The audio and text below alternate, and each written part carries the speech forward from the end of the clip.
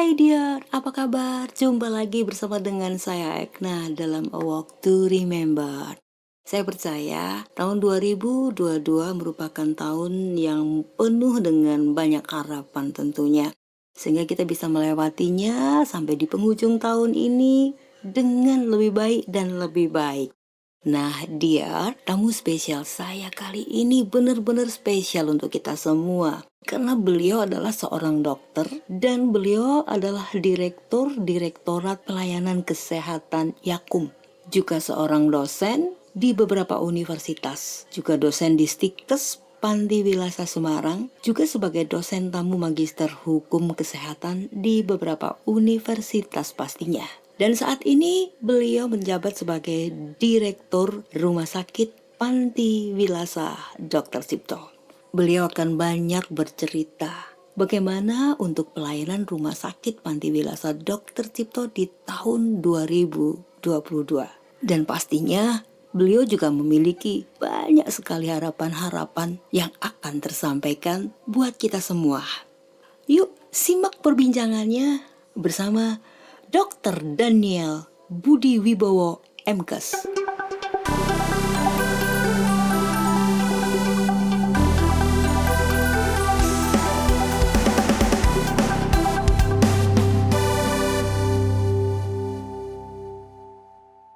Kok bisa tepat ya?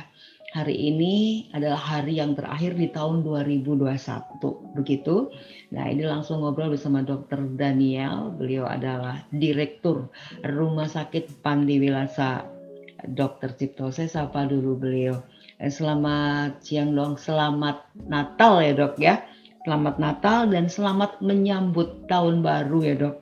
Kita ngobrol ini kayaknya tinggal beberapa jam lagi akan menyudahi di tahun ini, begitu ya dok ya?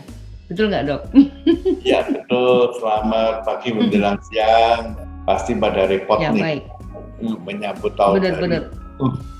Iya, menyambut tahun baru biasanya ini hiruk pikuknya udah terlihat dengan trompet dan ya semua. Tapi kayaknya kali ini nggak seperti itu, tapi jalanan itu seperti biasa, seperti sebelum pandemi gitu. Dan berhasil, setidak-tidaknya berhasil membuat pemikiran dari para pendengar, para penonton nih, karena sekarang juga kita live di IG, FB juga YouTube. Setidak-tidaknya mereka kembali masuk pada titik kesadaran hidup sehat itu sangat perlu, begitu ya dok ya. Bagaimana menurut pengamatan Dr. Daniel sendiri untuk masyarakat sekarang ini memasuki pandemi ini, kesadaran kesehatan ini? Kebetulan beliau ini kan aktif banget nih di apa aja lah, khususnya dalam kesehatan kota dan lain sebagainya. Bagaimana dok pengamatan dokter sendiri, sejauh mana sih kesadaran masyarakat saat ini? Ya, masyarakat pasti sudah sadar. Masa sudah dihajar dengan COVID selama 2 tahun nggak sadar. Kalau nggak sadar ya pegal baru. Betul ya dok ya. Ya pasti sudah dihajar. Karena sudah banyak bukti yang melihat betapa begitu cepatnya, begitu mudahnya orang-orang berangkat duluan gitu kan. Kita masih baik-baik dalam waktu 2 minggu, 3 minggu udah berangkat duluan gitu. Nah itu kan karena juga kita harus punya daya tahan yang baik dan melakukan proteksi diri yang baik supaya kita nggak kena gitu. Betul ya dok. Jadi memang harus mau tidak mau. Nah ini kan memang ada banyak yang cukup ketakutan juga dengan Omikron ini ya dok ya. Jadi ada banyak yang ketakutan, tetapi saya lihat juga ada beberapa yang tidak takut lah, dalam arti menikmati perjalanan dan menikmati bersama dengan keluarga gitu. Seperti apa menurut dokter? Ya jadi begini, Omikron itu kan sebenarnya case fatality-nya tidak gitu besar persentase. Yang meninggal dari akibat Omikron itu nggak terlalu besar. Gejalanya juga ya sakit kepala, badan linu-linu, panas, batuk, pilek seperti biasa kan. Ya ada beberapa yang sesak nafas, ada yang muntah dan sebagainya. Nah, dari sisi gejala ya nggak terlalu berat lah, case fatality. Tetapi yang masalah adalah penularannya itu sangat cepat. Nah, dampaknya mungkin untuk dampak masuk ke rumah sakitnya tidak sebanyak seperti yang dulu ya. Kalau Omikron ya pasti ada. Semarang itu sekarang hari ini yang dirawat ada 5 orang. Dari setelah Gimana, beberapa Dok? lama minggu ya di Gimana seluruh dikit, Dok? kota Semarang. Di Oh, di seluruh kota Semarang. Ya, Aduh, deg-degan, Dok. ya, Seluruh kota Semarang nih. Semarang itu ada 5 yang dirawat. Oke. Setelah hampir seminggu ini nggak ada kasus, baru ini mulai muncul lagi kasus, dan ada beberapa suspek, ada 3 suspek, ada 1 probable gitu. Nah, yang kami khawatirkan bukan masalah di rumah sakitnya, tetapi orang yang kena COVID ini kan harus dikarantina, tetap harus diisolasi lah.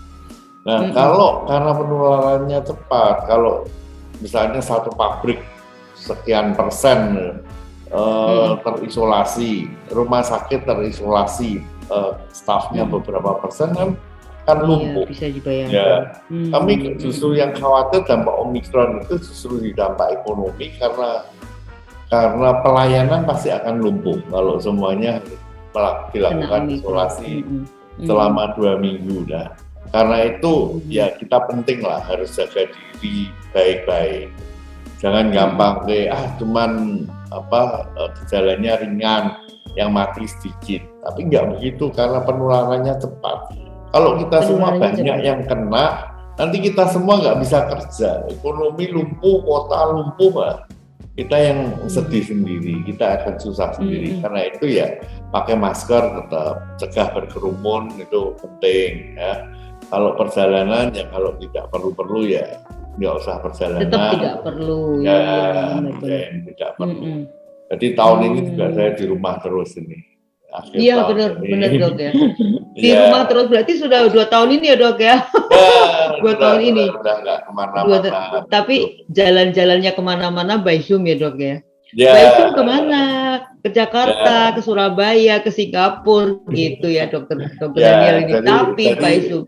Ya, dengan teknologi ini yang dulunya jadi lambat jadi dipercepat. Sekarang konsul dokter lewat telemedicine itu juga sesuatu yang sudah hampir biasa. Makanya banyak orang yang konsultasi lewat media telemedicine, lewat Zoom atau apa. Kalau di Pati Wilasa Dr. Cipto kan kita punya pakai M-Doc gitu. Mungkin iya betul. Bisa cerita beberapa kali. Iya benar. Ada aplikasi M-Doc ini yang terhubung dengan Dr. Cipto untuk layanan telemedicine. Iya betul. Terutama penyakit-penyakit yang bisa dilihat dengan gambar, misalkan kan kayak gitu-gitu. Ya, terus pusingnya kenapa, misalkan begitu. Terus ya pokoknya. Tapi itu juga bagus menurut saya karena dari hal kecil yang kita tidak ketahui kalau kita biarkan juga akhirnya jadi bahaya ya Dok ya. Seperti Omikron ini gejalanya kan cuma simpel ya, cuma seperti itu. Tapi penularannya kan cepat dan ganas. Tapi kalau orang kena batuk pilek sampai badannya greges-greges sakit semua, ya tetap nggak enak. Benar nggak Dok ya? Betul, nggak bisa kerja. Tetap nggak bisa kerja. Dan itu juga pasti kenanya nggak mungkin sehari 2 hari ya Dok, bisa 1 minggu, bisa 2 mingguan ya Dok. 1 mingguan, sama seperti 2 minggu. Ya. Nah, jadi memang tidak bahaya, tetapi kan lumpuh kalau semua kena sakit. Betul. Dan kalau di rumah ada yang kena 1, nah itu berbahayanya di situ. Jadi gejalanya hampir sama, perbedaannya adalah mungkin tidak sampai gelombang sitokin gitu kali Dok ya. Iya. Gelombang sitokinnya nggak sampai penuh rumah sakitnya. Nggak sampai seperti itu. Baik, kita berharap masyarakat ini tetap mematuhi protokol kesehatan. Begitu Dokter Daniel cerita gitu, saya juga langsung maknyir rasanya gitu Dok. Langsung rasanya maknyir. Kemarin ketemu orang, dia bilang, aduh aku batuk pilek, badannya greges-greges, aduh. Waduh, nah itu ternyata harus memang lebih baik kita pakai masker deh. Jadi dan sekarang kebiasaan ini jadi beda. Kalau ketemu orang tuh ngomong tuh sudah nggak berani kayak dulu ya Dok, deket-deket. Jadi ngomong tuh sudah kayak ada jaraknya, jadi udah beda. Betul. Baik Dok, kepo nih Dok ya. Jadi penasaran juga seorang Dokter Daniel, 2 tahun loh beliau tidak kemana-mana. Tetapi beliau di dunia mayanya yang kemana-mana gitu kan. Terus kesibukan kan tetap berjalan nih Dok, kesibukan tetap berjalan, terus kesibukan tetap berjalan, segala sesuatu untuk membagi waktu antara rumah sakit dengan apa-apa. Jadi kepo Dok, pengen tahu juga bagaimana, seperti apa dokter bisa memikirkan untuk sebuah kemajuan di dalam diri, juga di dalam pekerjaan. Nah itu kita juga pengen tahu ya, siapa tahu ini menginspirasi, pasti menginspirasi buat kita semua. Gimana Dok? Silakan. Ya sebenarnya biasa-biasa saja. Saya punya harapan sama dengan harapan semua orang, bisa bertemu tahun 2023 dalam keadaan sehat, bahagia gitu ya. Semua orang saya kira punya harapan yang sama ya, ketemu tahun 2023. Jadi ini kan kita lewati 2021 masuk 2022, nanti ketemu 2023, nanti ketemu lagi 2024 gitu ya. Dengan sehat gitu ya Dok. Ya, jadi harapannya pasti seperti itu. Nah, supaya bisa seperti itu tentu ya kita harus bisa melewati, karena setiap tahun pasti punya tantangannya masing-masing. Dan banyak orang yang ya mungkin ya berjalan dari hari ke hari, nggak tahulah apa yang terjadilah. Tapi saya kira kita dikaruniai Tuhan itu akal untuk berpikir, jadi kita harus mempersiapkan segala sesuatunya, semuanya harus direncanakan, walaupun ya Tuhan punya kuasa atas segala sesuatu. Tetapi kita tahu bahwa tahun 2023 ini pasti tidak akan seperti 2022, pasti ada perbedaannya. Tantangan akan selalu ada, baik itu tantangan dalam kehidupan, dalam persaingan, di dalam pekerjaan, pasti akan banyak. Jadi ada survei yang mengatakan bahwa tahun 2021 itu banyak orang kehilangan pekerjaan. Nah, apakah tahun 2022 ini ya akan banyak orang kehilangan pekerjaan lagi atau enggak? Menurut dokter? Nah, tapi saya kira gini, pekerjaan itu sebenarnya kan tergantung kreativitas masing-masing. Iya. Kreativitas itu artinya produktivitas juga, dan juga bagaimana kita berusaha. Ada orang-orang yang hanya terpancang, saya hanya bisa melakukan satu pekerjaan itu. Kalau saya berhenti melakukan satu pekerjaan ini, maka tamatlah kehidupan saya. Ini satu pemikiran mediocrity ya, pemikiran yang sempit sebenarnya. Pemikiran yang sempit sebenarnya kan Tuhan mengaruniakan kita akal, hikmat itu. Kalau sampai kita berhenti dalam satu pekerjaan, pasti Tuhan akan bukakan jalan di pekerjaan yang lain. Ada penelitian tahun 2021 3,2 juta lapangan pekerjaan itu hilang. Tetapi ada lapangan pekerjaan baru yang muncul jauh lebih banyak dari itu. Cuman masalahnya ada yang mengisi atau tidak. Jadi kalau saya lihat tren anak-anak muda sekarang, generasi Z sekarang ini, mereka sudah nggak senang kerja lagi di kantor. 8495 mereka sudah nggak suka, masuk jam 9 pulang jam 5. Kadang-kadang mereka suka kerja mulai jam 10 malam sampai jam 3 pagi gitu. Tetapi kerjanya ya, tapi semua kerjanya di rumah ya. Nah sebenarnya dengan teknologi itu semua bisa dilakukan. Kita melihat banyak perusahaan-perusahaan besar juga sudah mulai mengarah pekerjaan-pekerjaan yang bisa dilakukan di rumah. Saya kira juga kantor-kantor pun karena adanya pengalaman pandemi ini juga nggak suka lagi kalau terlalu banyak karyawannya ada di kantor. Mereka akan mulai menaruh kepercayaan kepada karyawannya untuk bekerja berdasarkan target, bukan berdasarkan tujuan. Jadi nanti Mbak Ekna mau siaran radio nggak usah lagi ke studio deh. Siaran ini saya nggak di studio loh Dok. Ya, siaran dari rumah aja kan juga nggak ada masalah. Dari rumah, dari Good News jadi. Ya, saya mimpin misalnya sekarang saya mengkoordinasikan 13 rumah sakit. di Yakum. Mhm. Tapi kan ya saya nggak perlu datang aja ke 13 rumah sakit itu. Saya bisa aja Iya, dari betul. mana saja untuk Mhm. melakukan koordinasi. Ya Mhm. sekali-sekali pasti akan melakukan kunjungan. Jadi banyak pekerjaan tetap ya, yang rutin itu yang akan hilang, tetapi akan banyak diganti. Dulu siapa yang berpikir pekerjaan YouTuber itu menjanjikan? Ternyata sekarang banyak orang kaya yang kerjaannya cuma YouTuber. dari YouTuber, membuat TikTok, nah, atau membuat konten-konten yang menarik. Siapa Kreatif ya, tahu, Dok, ya. ya dulu sekarang orang cari staff marketing. Dulu orang harus datang keliling. Sekarang orang bisa melakukan tugas marketing dari belakang meja dengan Betul. teknologi, dengan membuat konten sesuatu yang menarik. Mereka bisa jualan sesuatu. Dulu membuat restoran harus punya modal, punya tempat dan sebagainya. Sekarang tinggal punya produk betul ya, yang Dok, baik ya. dengan Instagram udah bisa jual resto at home gitu ya. Jadi melakukan pelayanan di rumah. Hospital juga begitu. Ya, saya memprediksi bahwa pelayanan rumah sakit itu nanti akan lebih banyak di luar gedung. Ya, jadi doctors at home. Itu orang konsultasi telemedicine. Kalau perlu satu tindakan, maka dia tidak usah ke rumah sakit lah. Dokternya yang akan datang bisa secara fisik, akan secara virtual. Orang juga mau sakit di rumah sakit, itu rumah sakit nanti bahaya penularan, saya enggak maunya udah dirawat di rumah. Kita bisa provide, bisa selenggarakan pelayanan perawatan di rumah.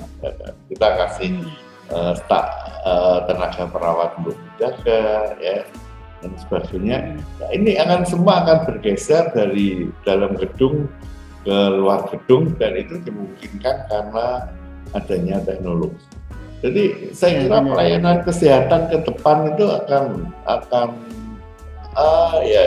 jauh lebih tidak berbeda, akan berbeda sama sekali. Orang ke rumah sakit hanya untuk melakukan tindakan dengan alat-alat yang tidak bisa dibawa ke rumah. Kira-kira akan seperti itu, Mbak Ikna. Iya, benar-benar. Dan memang semua ada perubahan secara drastis lah ya, terutama di bisnis apapun yang bisa dilakukan di rumah, dan pokoknya tidak usah harus langsung datang ke kantor gitu, kecuali di rumah sakit. Kalau rumah sakit nggak bisa, kalau memang harus dirawat itu nggak bisa. Jadi kalau saya melihat peluang rumah sakit ini tetap besar. Tapi sekali lagi yang disampaikan Dr. Yosep, ini masalah Dr. Daniel adalah masalah kekreatifan.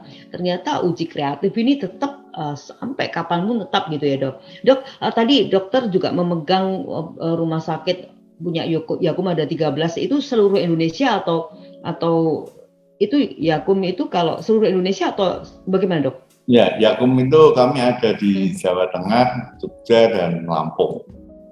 Jadi, Lampung ada ya, Dok, ya? Ya, kami ada di Lampung Metro. Gitu ya. Jadi memang ya ini perbedaannya, 13 rumah sakit itu juga tidak sedikit rumah sakit. Ya saya bisa membayangkan, tapi itu dia, makanya kalau saya melihat Dr. Daniel dari dulu sampai sekarang ini nggak ada perubahan ya, tetap awet muda gitu. Kenapa? Ininya muter terus kekreatifannya gitu, nggak ada perbedaan dengan beliau ini ya, dari dulu sampai sekarang. Itu seperti ini, bagaimana ngobrolnya dan wajah beliau tidak ada tambah tua gitu ya, Dok, ya, tetap seperti ini. Ya itu anugerah ya, Dok, ya. Ya, puji Baik, Tuhan. Puji Tuhan, ini anugerah. Baik, Dok, sekarang saya kepengen sedikit melihat bahwa kemarin waktu saya melihat rumah sakit Pandi Wilasa Dr. Cipto, memang cukup lama saya nggak kesana. Begitu kesana, waduh, perubahannya itu sudah total. Memang sih, Dok, kalau melihat rumah sakit di depan itu kayaknya kecil gitu ya, kecil dan kayaknya cukup padat gitu. Kemarin, saya tuh kalau ke Cipto itu ya, lihat di depannya itu udah ngeri gitu. Lihat depannya itu udah ngeri, kayaknya padat. Saya bilang gini, jangan salah loh. Saya masuk dan saya menikmati waktu suami dirawat. Itu oke, semua berbeda, aturannya ketat seperti itu, prokesnya benar-benar dijaga. Nah, dan yang saya lihat masih ada gedung yang memang sekarang dalam taraf renovasi yang ya pasti deh butuh waktu lama karena gede seperti itu. Gimana Dok? Mungkin memang saya masih ingat kita pernah talk show itu beberapa tahun yang lalu, jauh sebelum pandemi. Memang itu ada dalam sebuah dream map ya, dream mappingnya Dokter Daniel. Tapi sekarang benar-benar terwujud. Ini luar biasa. Saya melihat ini benar-benar bahwa nanti kelas 3, kelas 2, kelas 1 ya itu sama-sama yang membedakan adalah di fasilitas. Tetapi mereka akan menikmati sama-sama dengan pelayanan. Nah itu sudah terbukti loh. Sudah terbukti seperti itu. Lalu bagaimana Dok? Kira-kira perubahan apa lagi atau yang belum selesai atau ada sebuah perubahan apa lagi sih kira-kira yang akan dilakukan untuk di tahun yang akan datang ini? Ya, dan tahun 2022 ini kita akan melanjutkan program 2021 untuk pembangunan. Jadi Rumah Sakit Panti Wiloso Dr. Cipto tahun 2022 itu akan berusia 72 tahun. Usia yang sudah cukup tua untuk sebuah rumah sakit, termasuk karena fasilitas bangunannya sudah cukup tua, maka kita akan terus melakukan renovasi bangunan supaya bangunan ini tetap aman, dan sesuai dengan tuntutan standar pelayanan kesehatan masa kini.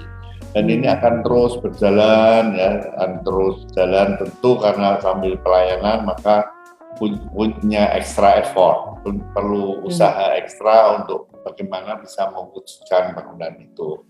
Kemudian karena kita ini sudah tua, banyak adik-adik rumah sakit baru yang muncul, maka supaya kita ini bisa mengikuti teknologi, tentu beberapa peralatan baru ditambahkan. Jadi nanti di Panti Wiloso Dr. Cipto kita tahun 2022 ada dokter bedah, spesialis bedah mulut yang baru, Dr. Adia. Nanti kita juga akan lengkapi dengan peralatan-peralatan. Kami merencanakan akan membeli CT scan gigi. Ya, CT scan gigi. Oke. Ya, khusus untuk gigi, supaya nanti kalau ada pekerjaan mau tanam gigi, ini bisa kita lakukan dengan presisi dan lebih instan. Dan mungkin tidak perlu lama-lama. Ya, kemudian juga kami menambah peralatan di kamar operasi untuk minimal invasif. Jadi operasi-operasi perut ini bisa dilakukan, tidak perlu dibuka lebar-lebar, cukup dengan 3 lubang. Betul ya Dok ya. Sehari 2 hari bisa pulang gitu. Dengan bedah laparoskopiknya jalan, kemudian pain management untuk yang sakit-sakit kronis, perlu dilakukan blok untuk saraf-saraf di tulang belakang supaya sakitnya bisa hilang. Kemudian bedah-bedah ortopedi seperti ganti lutut, ganti pinggul, itu akan dilakukan lebih presisi karena kami menambah beberapa peralatan. Dan saat ini kami juga sedang membangun kamar bersalin yang cantik supaya ibu yang mau melahirkan tentu akan lebih enak, dan di dalam nanti akan dilengkapi dengan ya beberapa kios-kios dan juga ruang tunggu yang nyaman untuk para penunggu orang sakit. Itu bisa duduk-duduk, bisa mau minum kopi, mau apa, itu dia dong ya. Kita sediakan supaya lingkungannya lebih enak. Dan juga kami sedang menyiapkan lahan parkir, karena lahan parkir ini kan menjadi masalah di Panti Wiloso Dr. Cipto. Jadi kita nanti akan menyediakan lahan parkir supaya lebih nyaman lah untuk parkirnya cukup, tidak berdesak-desakan seperti sekarang. Dan klinik pun nanti akan kita renovasi supaya nggak berdesak-desakan, supaya lebih itu yang terakhir itu ya Dok. Ya, dan pelayanan-pelayanan yang lain kan terus kami tambahkan supaya pasien puas. Tapi ini kan dari sisi peralatan, tapi dari sisi budaya kerja kami juga sudah bertekad bahwa kami akan melakukan patient-centered care, pelayanan yang berfokus pada pasien. Artinya pasien ini harus mendapat informasi yang jelas. mengenai pelayanan. Untuk tarif pelayanan tahun 2022 tidak ada lagi perbedaan tarif ronsen pasien kelas VIP lebih mahal dari pasien kelas 3, tidak ada. Hanya menggunakan satu tarif supaya ini transparan. Nanti kalau dirawat baru ada perbedaan untuk pemakaian kamarnya saja, karena fasilitas hanya untuk jadi yang membedakan hanya kamarnya aja ya, Dok. Ya, tapi pelayanan untuk sama.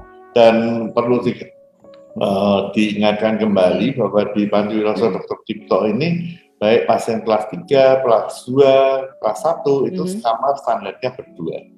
Baru yang VIP itu dia orang, betul keren. Jadi ya secara privasi tidak ada perbedaan. Kalau hanya sekamar 2 orang itu lebih baik dari sekamar berempat atau berenam karena resiko. Yang kelas 3 juga 2 orang ya, Dok? 2 orang. Kelas 3 juga 2 orang. Keren. Ya. Iya, betul. Dan kami tetap menerima pasien BPJS. Kalau nanti 2023 sudah menjadi kelas standar, kami sudah siap. Kalau di BPJS mempersyaratkan nantinya sekamar 4 orang di Cipto, kami sekamar hanya berdua saja. Keren. Ya seperti itu. Dan sekarang mungkin sudah tidak ada lagi kecuali COVID yang meledak gitu ya. Mungkin sekarang sudah tidak ada lagi cerita-cerita yang menyedihkan buat saya. Saya ke Cipto penuh gitu. Aduh Dok, kenapa kalau orang pas ke Cipto penuh gitu atau apa itu biasanya mereka tahu kalau saya suka siaran, dikomplain ke saya, oh Cipto penuh, memang penuh, atau penuh itu nggak bohong, itu bener gitu, itu bener. Saya bilang begitu Dok, itu bener. Jadi saya mau tidak mau harus jadi jubir juga nih ceritanya. Iya, terima kasih Mbak. Iya, ya, mohon maaf juga. Tapi sekarang sudah nggak ada kata-kata itu. Iya, sekarang sudah nggak ada. Apalagi kemarin COVID itu, kalau COVID sih memang nggak semua, apalagi Cipto ya, semua rumah sakit gede aja juga sama mengalami masalah yang sama ya Dok ya, gitu kan. Nah Dok, tentunya untuk masa ini kita berharap sih nggak akan ada peledakan terhadap Omikron ya Dok ya. Tapi sejauh ini persiapan Cipto sendiri seperti apa Dok terhadap peledakan jika ini akan terjadi? Tapi para pendoa kuat sekali Dok di Jawa Tengah, Semarang dan sekitarnya ini berdoa supaya virus itu tidak bereplika boleh, tetapi bereplikanya yang tidak ganas kayak Delta gitu loh Dok. Nah, gimana Dok?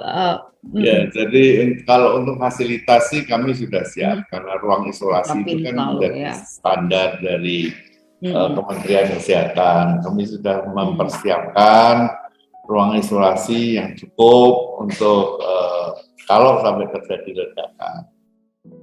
Walaupun itu tidak kami harapkan. Untuk peralatan kami sudah siapkan, untuk logistik harusnya sudah lebih baik dari masa-masa yang lalu untuk logistiknya. Dan kami juga SDM kami masih SDM tentu kami ada SDM, dan yang kami jaga tentu ya seperti yang saya katakan tadi, SDM ini kami pesankan wanti-wanti jaga diri ya dengan baik, jangan sampai tertular. Dan kalau sampai tertular, kita nggak bisa melayani kalau nggak ada yang kerja. Jadi jaga baik-baik supaya kita juga siap untuk SDM-nya. Gitu ya, dan SDM tentunya sangat terperhatikan deh yang saya ketahui ya, karena mau tidak mau sangat terperhatikan itu dibandingkan pasien gitu. Tapi yang jelas dokternya lebih sehat daripada pasiennya gitu ya Dok ya. Ya memang seperti itu, dan kita berharap rumah sakit Panti Wilasa Dr. Cipto tetap dekat dengan masyarakat. Jadi kalau kita berpikir untuk ke sana, tadinya masih berpikir wah itu di depan itu cukup crowd gitu kan. Dok, memang saya sudah mendengar bahwa kalau ada peledakan sesuatu yang membutuhkan tempat itu penuh. Nah, kalau dulu kan lemari knockdown ya Dok ya, lemari knockdown. Jadi ruangannya juga kayaknya dibuat sistem knockdown gitu. Apa seperti itu Dok? Ya, kami bisa dengan mudah untuk merubah. Oke, baik. Kayak hotel-hotel gitu ya Dok ya. Gitu. Jadi seperti hotel-hotel, sistemnya dan segala sesuatunya. Tapi yang jelas HUMI deh ya, HUMI, dan kenyamanan di saat orang dirawat itu benar-benar dirasakan. Karena beberapa waktu dulu itu kalau kita masuk di ruangan yang memang itu mungkin VIP atau kelas-kelas yang selalu bisa didatengin orang gitu, memang nggak nyaman. Sebenarnya orang sakit itu pengennya nggak disamperin gitu ya dok ya. Kalau sakitnya cuma sehari, 2 hari, 3 hari gitu nggak apa-apa. Saya merasakan sakit itu menunggu ruang sakit tuh berbulan-bulan. Jadi rasanya itu senang dok kalau tidak ada orang besuk itu rasanya memang senang, capek dok gitu kan ya.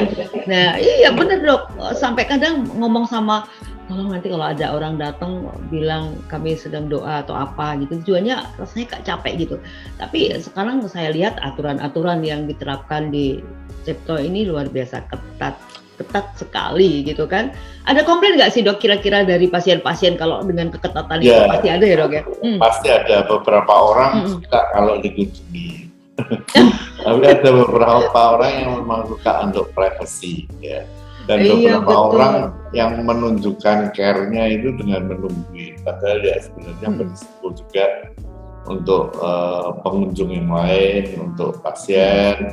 Karena rumah sakit itu bagaimanapun diupayakan untuk dijaga tetap berbahaya karena banyak kuman penyakit yang ada di situ. Iya betul. Ya, tapi ya memang orang macam-macam ya. Ada yang suka itu. Tentu kami berusaha menjelaskan dengan sebaik-baiknya mengapa kok kami menerapkan aturan pengunjung yang cukup ketat.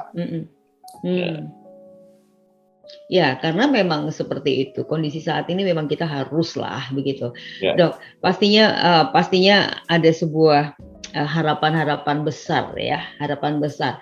Dokter Daniel ini saya mengenal beliau terkenal dengan sebuah dream mapping-nya ya. Karena kami pernah siaran dengan beliau bukan masalah orang sakit, dengan bisnis loh. Karena beliau kan memang pakar dalam hal itu, ahli di manajerial gitu kan ya, direktur rumah sakit gitu kan. Nah, pasti begitu. Pasti punya sebuah harapan yang kayaknya perlu berapa lama sih untuk mencapai sebuah harapan itu. Dan ini ya prosesnya gitu. Gimana dok kira-kira dok?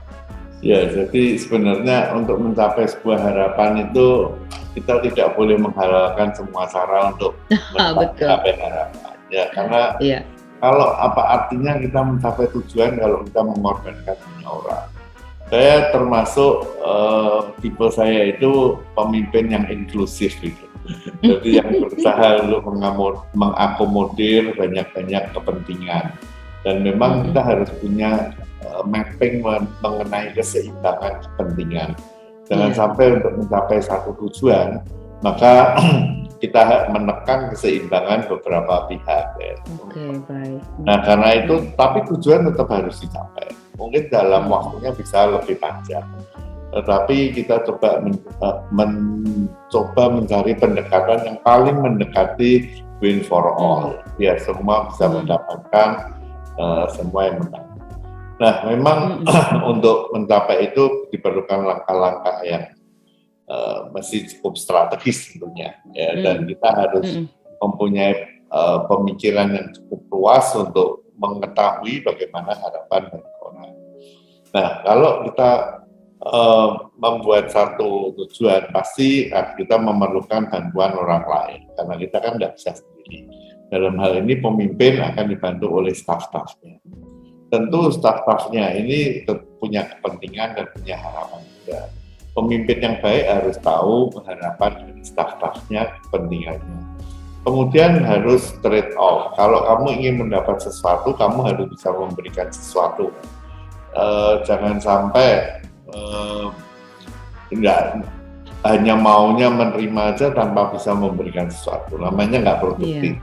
Ya. Iya. Jadi kita perlu mengakomodir dan kita harus memang punya semacam kontrak dalam tanda petik gitu, baik formal atau informal. Kamu harus mempunyai produktivitas sekian, kamu harus mempunyai standar kompetensi sekian supaya bisa berkontribusi di dalam organisasi ini untuk mencapai tujuan. Nah, kalau kamu memang merasa tidak mungkin untuk memberikan, ya kelihatannya kamu bukan bagian dari organisasi ini, tidak akan bisa mencapai satu tujuan. Jadi Mhm. Artinya kita mencapai tujuan itu bersama, bukan dicapai oleh seorang pemimpin saja, tetapi dipimpin Ada bersama-sama. beberapa, Tetapi iya betul. semua staf, semua teman-teman yang berjalan bersama untuk mencapai tujuan itu harus mempunyai Mhm. kontribusi yang jelas. Baru kita bisa Mhm. memberikan hak yang jelas, yang paling mendekati dengan harapan mereka dan sesuai dengan kewajaran yang ada. Sebenarnya prinsip ini prinsip sederhana, Mbak. Cuma Mhm. kadang-kadang orang banyak yang nggak sabar, mau mencapai tujuan itu Mhm. maunya lari gitu aja, injek banyak orang, akhirnya dia keinjek Iya. sendiri. Iya, Iya, betul betul betul, dan kira-kira nggak begitu, boleh Mbak. sebenarnya. Bener ya. Dok, memang sih, tidak mudah menurut saya ya, tidak mudah memang seperti Dokter Daniel, tapi Dokter Daniel punya kaki-kaki atau tim yang solid dan sebagainya, begitu. Seperti apa cara seorang pemimpin seperti Dokter Daniel ini untuk menerima report? Ya report-report itu kan nggak mungkin nih, matanya Dokter Daniel kan cuma 2 gitu kan ya, tapi report itu butuh sebuah kepekaan gitu. Tapi seorang leader tuh pasti Tuhan kasih kepekaan yang maha dahsyat dari Tuhan gitu kan. Seperti apa dokter menangkap sebuah report itu sendiri? Report itu Ya, seperti apa sebenarnya sih? kalau untuk melakukan report dan kita Mhm. bisa pakai tangan, mata dari banyak orang. Betul, Ya, betul ya dari banyak sistem juga ya. Jadi sistem sebenarnya jalan ya Dok kalau ya? kita ingin mencapai yang jelas itu satu penelitian mengatakan ada 4 hal. Yang pertama Mhm. adalah clarity of the goals. Jadi Mhm. tujuannya itu jelas. Jadi semua dalam organisasi ini tahu tujuan Iya. yang jelas. Ya. Mhm. Kalau mereka tidak tahu tujuannya ya, kalau mereka buat report ya ke sana kemari ya nggak jelas. Mhm. Tapi kalau tujuannya jelas, jelas, terukur, dan itu di-share betul, dibagikan ke Mhm. seluruh jajarannya, maka akan Mhm. gampang sekali karena mereka tahu kemana kita akan pergi. Dan Oke, benar. Mhm. apa yang mereka laporkan tentu juga dalam perkembangannya, tentu dalam koordinasinya seperti itu. Yang kedua adalah kita berbicara masalah kompetensi, ya, kompetensi dan kecerdasan untuk mencapai itu. Oke, skill ya. Karena tidak semua orang punya kecerdasan yang cukup untuk mengejar goals, untuk melakukan satu pekerjaan, tidak punya kapabilitas yang cukup. Jadi untuk setelah ada goal yang jelas, kita harus tahu bahwa tim kita ini punya kapabilitas, punya kemampuan, punya cukup intelijensia, ya, punya cukup cerdas untuk bisa mencapai seperti itu. Kalau nggak bisa ya terpaksa dia akan ketinggalan atau dia dapat porsi yang lebih kecil. Ya. Yang ketiga adalah sistem. Kalau ada orang pintar, ada tujuan yang jelas, tetapi sistemnya tidak mendukung, ya ini koordinasinya akan amburadul. Iya betul ya Dok. Koordinasinya nggak jelas kesana kemari dan nggak efektif sistem organisasinya, termasuk tentunya dalam sistem pelaporan. Dan yang keempat adalah kulturnya. Karena kultur ini sesuatu yang penting sekali. Bagaimana kultur pelaporan, kultur pembelajaran, ya, kultur di dalam mengambil tindakan. Saya selalu memberikan kebebasan kepada tim saya untuk mengambil satu keputusan dalam batas-batas tertentu. Baik. Kalaupun itu salah ya kita anggap ini sebagai satu pembelajaran. Tetapi orang yang tidak pernah diberi kesempatan untuk mengambil keputusan, mereka tidak akan pernah berani untuk mengambil satu keputusan. Ya, walaupun kalau dia salah, ya dia akan belajar dari kesalahan itu. Kesalahannya. Nah, tapi di dalam pelaporan tentu saya punya hak untuk mengkoreksi, untuk mempunyai hak untuk mengarahkan kalau memang itu dianggap sesuatu yang berisiko. Jadi ada 4 hal yang penting, clarity of goals, kemudian adalah kompetensi, yang keempat kecerdasan, yang ketiga adalah sistem dalam bekerja, dan yang keempat adalah kultur. Ini adalah kunci bagaimana kita memperkecil gap antara harapan dengan bagaimana kita mencapai tujuan. Oke, harapan dan kenyataan ya dok ya. Ya, Berarti ini ada gapnya nih. Bedanya tipis banget dok. Kalau di perjalanan ditemui di tim itu melakukan, kan tadi dikasih kebebasan untuk mengambil sebuah keputusan. Nah keputusan kan dibiarkan dulu supaya kalau ada masalah ya pasti dia akan belajar. Nah kalau ternyata dokter menemui keputusan yang diambil adalah sesuatu yang keliru dan itu pasti sudah ke dokter Daniel dulu. Ada nggak sih keputusan yang diambil ternyata kurang pas dan sudah dilakukan gitu? Pernah nggak sih terjadi seperti itu tentu. dan apa yang Sering dilakukan? kita Oh, seperti itu, Mbak. Karena ini kan oh, bagian dari baik. sistem pembelajaran kita. Walaupun itu saya pikir Baik. dengan banyak orang, Mm-mm, kadang-kadang mm-mm. mereka juga sudah melakukan dulu sebelum mereka melaporkan kepada saya. Survei Tahu dulu ya. datang, wah ternyata gagal nih apa yang saya lakukan. Ya udahlah, saya nggak akan memarahi.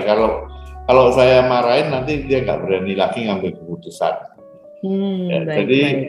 ya ini pembelajaran, kita tinggal membuat langkah korektifnya seperti apa supaya ini nanti akan menjadi baik.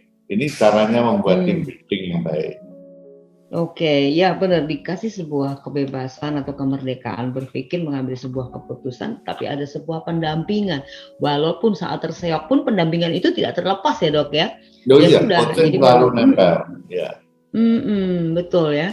Nah itu dia, dok, standar. Jadi rumah sakit itu kan memiliki standar perekrutan juga ya dok ya. Pasti ada standar perekrutan. Tapi mungkin apakah sama dengan standar perekrutan yang lain-lain begitu? Atau Cipto memiliki standar perekrutan yang sama? Tadi ada plus-plusnya gitu. Mungkin apakah seperti itu dok? Wah ada Saya plus-plusnya. kira secara prinsip sama lah. Kita punya sama, ya. standar untuk soft kompetensi, hard kompetensi, dan spiritual quotientnya. Karena bagaimanapun juga pasti yang nomor satu harus takut pada Tuhan. Ya. Jadi Iya betul. dia bukan orang-orang yang nekat, yang mau bekerja semau-maunya semua ditabrak. Ini akan mengacaukan sistem kita. Yang pertama-tama adalah takut pada Tuhan. Tetapi takut pada Tuhan saja. Kalau dia tidak punya kemampuan soft skill dan hard skill-nya ya kurang. Soft skill tentu saja kemampuan untuk bagaimana berinteraksi dengan orang lain, bagaimana kemampuan untuk menyampaikan pendapat, bagaimana untuk kemampuan untuk bekerja bersama, kemampuan untuk sifat-sifat yang baik, misalnya tidak sombong, tidak kejujuran dan sebagainya, bagian dari soft skill. Kemudian hard skill-nya tentu adalah kompetensi dasar sesuai dengan bidang pekerjaannya. Kalau ini perawat ya harus menjadi perawat yang kompeten, yang mampu melakukan tugasnya dengan baik secara keilmuan, bagaimana sikap keilmuan dan perilaku keilmuannya memang sesuai seperti itu. Demikian juga dengan profesi-profesi yang lain. Nah, tiga hal ini memang merupakan sesuatu yang tidak gampang untuk kita cari. Cari orang yang takut pada Tuhan, yang memang attitude-nya baik, yang soft skill-nya baik ya, kemampuan berkomunikasi dan sebagainya, dan skill-nya baik. Kadang ada orang yang skill-nya baik, ya, tetapi ya pribadinya nggak enak gitu. Ya betul ya dok ya, jadi ada kemauan, dia punya kemauan, ya ada keimanan pasti dia punya kemauan. Tetapi kalau dia tidak punya kemampuan, nah kemampuan dia harus diasah. Dok, saya masih ingat beberapa tahun lalu, pokoknya sudah lama banget ya dok. Dokter juga pernah ngobrol kita bareng-bareng siaran malam-malam, saya masih ingat itu dokter Daniel bilang begini, kalau orang melamar pekerjaan itu biasanya nilai tinggi ya dok, dulu tuh begitu IP-nya tinggi, wah itu sudah huntingnya banyak gitu, ya huntingnya banyak gitu. Kedepan itu tidak akan itu, jadi personality itu dibutuhkan.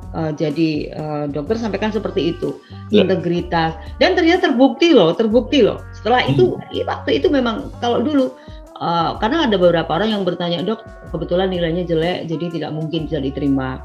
IP-nya rendah, nggak mungkin bisa diterima. Tetapi saya ingat banget dokter jawab, ini hanya sementara. Ke depan nanti nggak akan ada seperti ini, karena ke depan butuhnya adalah personality yang bagus. Jadi ada ada ya seperti karakter dan sampai integritas yang bagus. Ternyata terbukti ya Dok ya. Sekarang Iya, semua betul. mengarah seperti Ya. betul ya Dok ya. Dan itu sudah beberapa tahun yang lalu dan saya masih ingat terus personality. Sampai sekarang saya ingat-ingat. Oh iya, personality. Jadi itu. Jadi ada kemampuan sama-sama bekerja bareng, maka ada kesempatan yang datang. Kalau Anda punya kemampuan, nggak ada kemauan juga nggak bisa, ya Dok ya. Jadi Betul. dua-duanya harus jalan kemauan, maka ada kesempatan di depan kita gitu. Kalau Iya, enggak, iya. ya jangan harapkan semua Iya. ada gitu kan. Nah, oke. Dok, seperti apa rumah sakit sendiri nih ya, rumah sakit ini kita bicara masalah rumah sakit Panti Wilasa Dr. Cipto sih saya percaya sekarang sudah memberikan service excellent ya. Tapi yang namanya service excellent atau apalagi good service, apalagi bad service gitu kan, itu tetap pasti ada komplain. Itu pasti komplain itu nggak pernah habis gitu ya Dok ya. Nah, seperti apa Dr. Daniel sendiri menanggapi komplain-komplain yang bukan komplain dari pegawai tapi komplain dari luaran gitu kan. Nah, itu seperti apa menerimanya gitu, seperti apa? Karena dokter ini pasti banyak, memang sudah ada ahlinya, tetapi seperti apa sih sebenarnya? Ya, setajam-tajamnya mata kita melihat. Kadang-kadang kita perlu mata orang lain untuk melihat. Kita perlu setajam-tajamnya telinga kita mendengar. Kita perlu telinga orang lain untuk mendengar. Dan kita mendorong orang untuk speak up, untuk mulai berbicara mengenai apa pelayanan kita, apakah itu yang baik maupun yang buruk kita terima. Sekarang orang sangat gampang untuk memberikan satu masukan kalau tahu, walaupun mungkin tidak masuk ke kotak, ke saran atau ke humas kami, tetapi bisa masuk ke Google dan sebagainya kan. Dan itu masuk bagian dari review kami. Nah, kami selalu berusaha menanggapi apapun yang masuk, Pak. Kalau itu suatu pujian tentu kami apresiasi dan berterima kasih.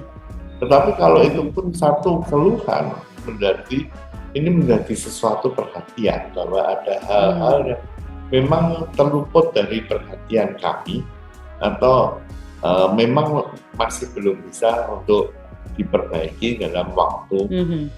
Misalnya kalau kita berbicara soal kesulitan parkir, itu sesuatu keluhan yang sangat banyak di Panti Wilasa Dr. Cipto. Tapi kami karena keterbatasan tempat kan tidak bisa instan, makanya kami akan segera mengusahakan tempat yang cukup untuk kita membuat lahan parkir supaya ini bisa lebih baik. Dan kami sekarang sedang melatih kultur. Kultur ini sebenarnya budaya pelayanan untuk semua staf. Ya tidak terkecuali kami pakai juga beberapa pelatihan dari eksternal maupun internal untuk setiap profesi dan untuk yang sifatnya umum. Bagaimana melakukan pelayanan, budaya pelayanan yang baik. Bukan hanya pelayanan, tapi budaya keselamatan juga penting. Bagaimana bekerja supaya aman. Keselamatan kerja ya Dok ya? Ya, aman untuk pasien, jangan ceroboh dan supaya tidak mendatangkan risiko bagi pasien dan rumah sakit. Termasuk bagaimana melakukan handling komplain. Kalau ada permasalahan tentu akan yang bisa diatasi harus segera diatasi dan tidak perlu sampai ke atasan. Kalau Anda bisa melakukan untuk menyelesaikan masalah sendiri, ya dipersilahkan untuk melakukannya.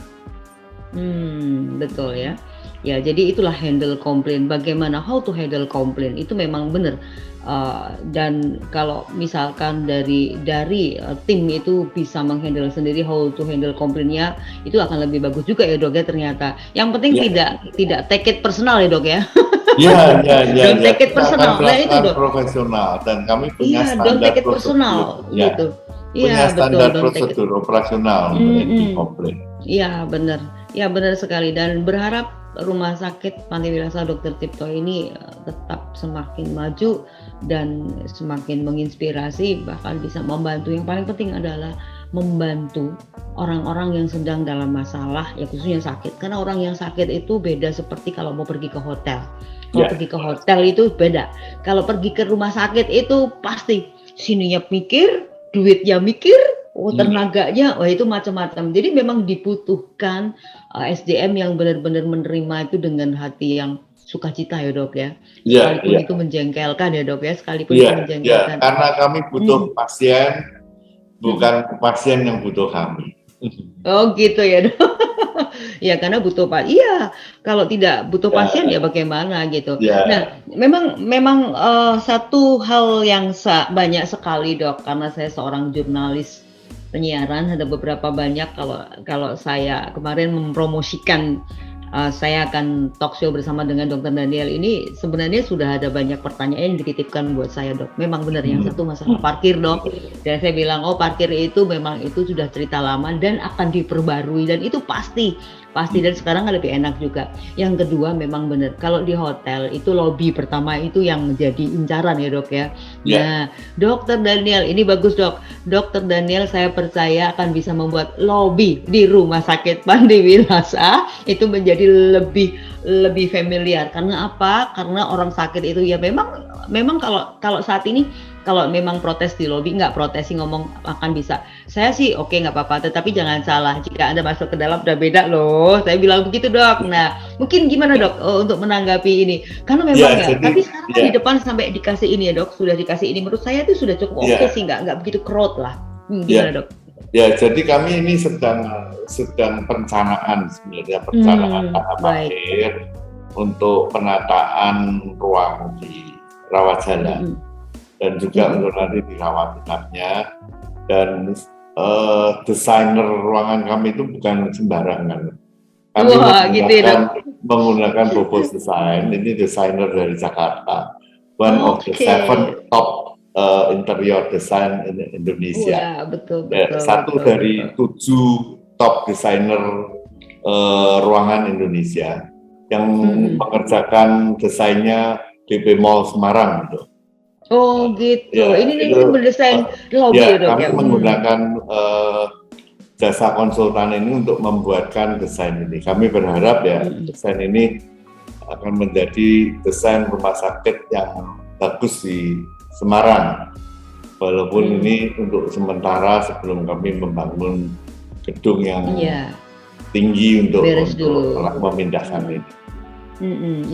Memang kalau depan dibenahi dulu memang pasti nanti terakhir, karena kalau depan dibenahi dulu kacau nantinya, karena itu depan itu harus untuk masuk ke dalam-dalamnya ya dok ya. Untuk masuk ke dalam-dalamnya dari belakang akan menuju ke depan gitu. Karena kami harus memindahkan itu ke belakang dulu.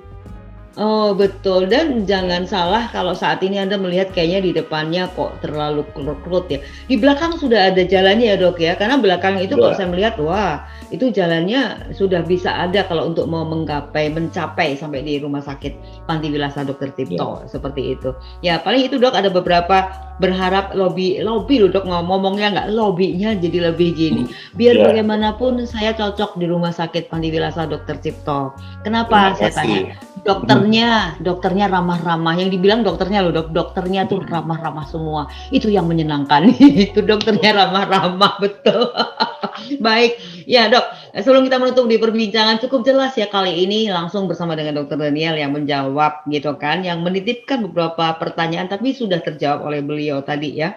Dan jangan takut bahwa alat-alat akan segera diperbarui, dan alat-alatnya ya tidak kalah deh, semuanya ada, dokter-dokternya juga cukup oke, bahkan akan menambah ke depan ya dok ya. Tapi untuk standar rumah sakit tipe C ya dok ya, tipe C itu ya ada harapan untuk masuk ke tipe B dok ya. Kami mungkin tidak akan menambah banyak tempat tidur karena kami ingin melayani lebih personal dengan pelayanan home care kami. Gitu ya, benar, kekinian soalnya dok ya. Jadi layanan telemedicine juga nanti akan kami kembangkan, layanan kunjungan ke rumah, bahkan sampai perawatan di rumah pun akan kami kembangkan. Jadi orang mungkin di masa depan tidak harus selalu dirawat di rumah sakit. Bisa di rumah, tapi kami melayani dengan sepenuh hati dan profesional. Betul, betul. Dan kekinian sekali menjawab tantangan generasi milenial dan generasi Z ya. Karena sekarang rumah sakit juga medsosnya juga cukup jago juga, medsosnya sendiri. Informasi apapun sudah ada, informasi apapun yang ingin Anda ketahui itu semuanya ada gitu kan. Ya, berharap ke depan tadi beliau bilang untuk target menjadi rumah sakit B gitu ya tidak akan menambah kamar lagi, tetapi pelayanannya lebih oke, Iya, bahkan standarnya peralatan ya dok akan ya. sudah setara B Perawatan, kalau peralatan. iya, kalau Ya, perawatan ini sudah setara, ya, perawatan sudah setara B ya, dokter-dokternya juga sudah setara lah. Karena saya melihat dokter-dokternya, ya. wow cukup luar biasa. Kemarin ada yang bilang dok, wah kemarin saya ke Cipto ketemu dengan dokter matanya, dokter matanya canggih sekali, pinter banget dengan alat-alat canggih. Kok bisa ya mendeteksi seperti ini jadi begini? Wow, terima kasih. Ini saya sampaikan karena di depan dokter Daniel, gitu. Terima Baik dok, kasih. iya iya. Dan cukup jelas segala sesuatunya tadi beliau sudah cukup menjawab ya untuk ini. Dan oke dok, satu pertanyaan lagi. Eh, Masalah gizi ya dok ya, makan nih dok. Ini masalah makan. Memang benar dok. Masalah makan ini. Ternyata dari hasil survei orang-orang yang menikmati menu-menu itu Rumah Sakit Panti Wiloso Dr. Cipto itu nomor 1. Mereka mengatakan menu-menunya itu enak bisa dinikmati gitu. Yang lain-lain nggak bisa dinikmati gitu. Pertanyaan saya, yang jelas masakannya sehat tidak ada vetsin banyak yang bikin jadi enak gitu. No MSG Tapi pasti.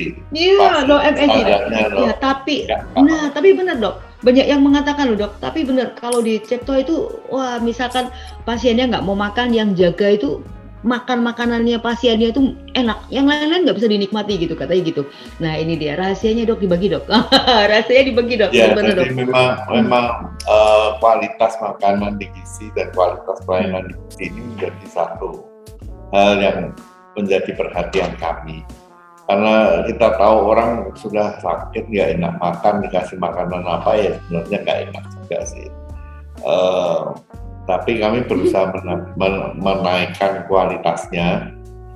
Kami mungkin ke depan juga akan menambah beberapa chef, profesional chef Oke, baik. supaya Baik. kualitasnya lebih baik dan varian menunya juga lebih banyak dan memang Kreatif, dimasak oleh iya. orang-orang yang memang profesinya di situ. Gitu, benar ya Ya. dok. Saya sih nggak pengen sakit dok.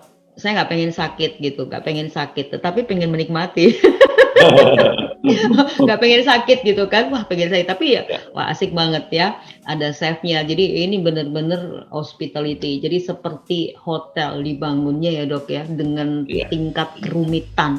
Kalau hotel kan nggak pakai tingkat kerumitan ke pasien dan lain sebagainya, bagaimana dan lain sebagainya. Tapi itu dia yang akan membuat rumah sakit Panti Wilasa ini menjadi lebih dekat dengan masyarakat dan membantu pelayanan dengan baik. Dok, sebelum kita menutup di perbincangan ini yang pasti ada pesan atau pesan semangat seperti biasa agar kita bisa mengakhiri tahun ini. Kurang 2 jam lagi kita akan menutup di tahun ini. Perbedaannya tahun ini sama tahun besok yang akan datang cuma 1 menit dok. Tapi persiapannya itu butuh waktu panjang gitu. Silakan dok. Ya, kita apapun yang terjadi kita tetap syukuri tahun 2021 yang segera akan kita lewati. Baik dengan segala suka, duka, tantangan yang sudah terlewati, kegagalan, keberhasilan. Ini menjadi satu catatan modal awal untuk kita melangkah di tahun 2022. Tahun 2022 mungkin tidak akan mudah, akan banyak tantangan, tetapi bersama Tuhan pasti kita bisa. Dan ada hikmat akal budi kita yang bisa kita pakai untuk mengantisipasi ke depan apa yang harus kita lakukan di 2022. Kita harus punya tujuan yang jelas. Apa yang akan kita lakukan di 2022. Dan kita melangkah bersama-sama dengan tim kita, bersama-sama dengan Tuhan untuk di tahun 2022. Dan yakin kita akan melewati 2022 dengan baik, dengan sehat. Jaga kesehatan kita. Oke, baik dok. Terima kasih sekali lagi untuk kerjasama yang baik dan terima kasih juga untuk pelayanannya yang luar biasa Rumah Sakit Panti Wilasa Dr. Cipto untuk seluruh masyarakat, ya masyarakat Indonesia. Karena ada yang dari luar kota, juga tiba-tiba datang ke sini pas sakit ya ke Dokter Cipto gitu, seperti itu. Oke, thank you banget buat kebersamaan Anda Pak Darmi untuk pertanyaan yang belum bisa kita akomodasikan. Akhir kata saya Ekna beserta dengan narasumber yang luar biasa, Dr. Daniel. Beliau adalah Direktur dari Rumah Sakit Panti Wilasa Dr. Cipto. Mohon diri dari sisi ruang dengar Anda. Sampai jumpa.